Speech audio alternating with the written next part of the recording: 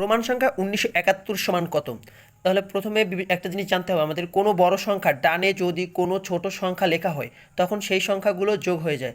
আবার কোনো সংখ্যা যদি বামে লেখা হয় তাহলে সেই সংখ্যাগুলো বিয়োগ হয়ে যায়। সোজা কথা, বিয়োগ হলে বাম পাশে আর যোগ হলে ডান পাশে। তাহলে প্রথমে 1971-এর স্থানীয় মানগুলো আমাদের লিখতে হবে। যেমন আছে 1900 আমরা প্রথমে 1000 লিখবো, তারপরে 900, তারপরে করবো কি 70, এরপরে লিখবো 1।